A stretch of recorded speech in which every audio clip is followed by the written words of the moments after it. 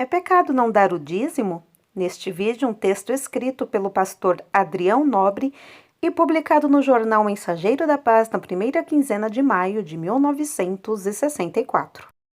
Seja bem-vindo ao Diário Pentecostal Historiando, análise histórica e crítica sobre o movimento pentecostal brasileiro. Se inscreva no canal e siga nossas redes sociais.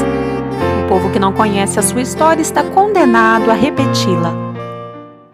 Eu fiz um levantamento de publicações do jornal Mensageiro da Paz sobre a questão do dízimo.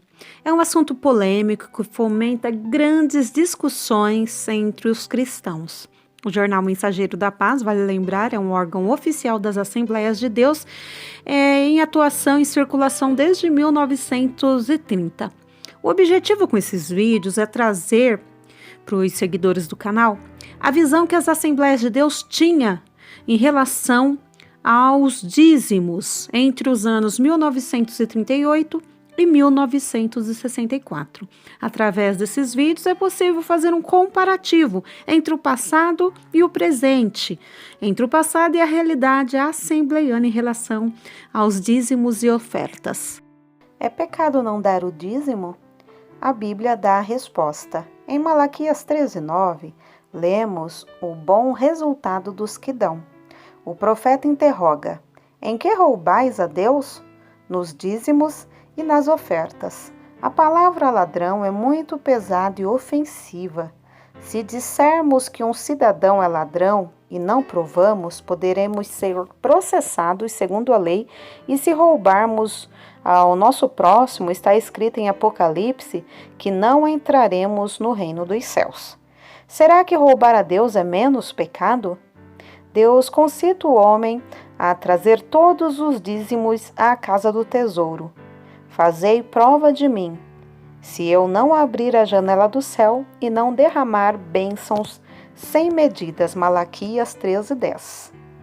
Eu tenho passado por esta prova e não é fácil vencê-la, só mesmo com a ajuda de Deus.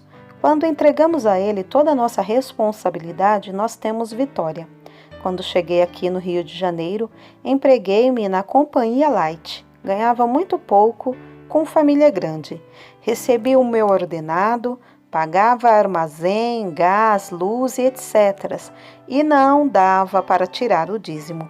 Eu ficava triste, sentia-me faltoso diante de Deus. Orava a Deus que me desse vitória nesta situação. Fazia um propósito.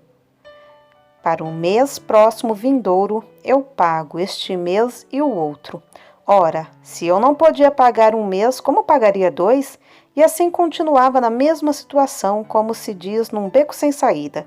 Mas, graças a Deus, Ele conhece a nossa fraqueza, mas também vê e conhece a nossa sinceridade. Foi em um culto que Deus me falou pelo pregador, que era o pastor Pimentel. Deus lhe deu a mensagem diretamente para mim sobre o dízimo.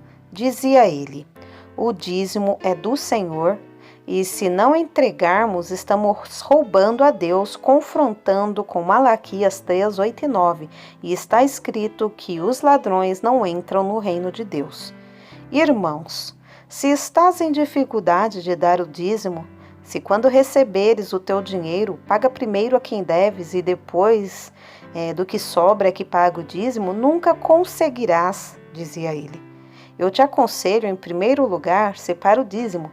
Neste propósito, 10% não é meu, só 90% é meu. Se não der para pagar os teus compromissos, apresenta ao Senhor e Ele suprirá a tua necessidade. Eu não sei por que estou falando assim. Não é costume meu falar neste assunto, dizia o pregador. Eu dizia a mim mesmo, isto é diretamente para mim. Não é o pregador quem está falando, é Deus que está entregando um recado para mim. Tudo o que ele falava era comigo, e ali no banco que estava sentado tomei uma decisão. No próximo pagamento entregarei o meu dízimo, haja o que houver.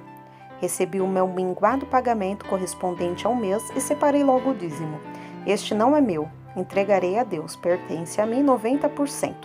Fui pagar as minhas dívidas e o dinheiro não chegou. Pedi emprestado a um amigo 100 cruzeiros e este eu perdi. O inimigo logo falou ao meu ouvido: está vendo?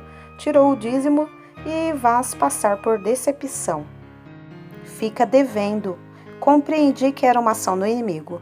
Eu disse, não adianta, eu vencerei esta prova. Firmei o propósito de vencer, haja o que houver.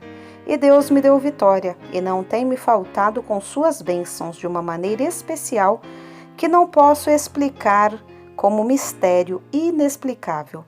Faz lembrar a viúva de Sarepta. Tudo era um pouco de farinha na panela e um pouco de azeite na botija e depois morrer. Mas ela obedeceu a palavra do profeta de Deus. Faz primeiro para mim e depois não faltará farinha na panela e azeite na botija. Se ela não tivesse obedecido à palavra do profeta, talvez houvesse morrido. E justamente o que Deus quer, a nossa obediência para que Ele nos dê a sua bênção. A finalidade de meu testemunho não é apresentar-me como um dizimista. Isto é um privilégio meu para com Deus. Se houver algum irmão que esteja nesta situação em que eu estava, de não poder dar o dízimo, eu o aconselho, crê somente na palavra de Deus que diz, fazei prova de mim, e eu a abençoarei sem medida.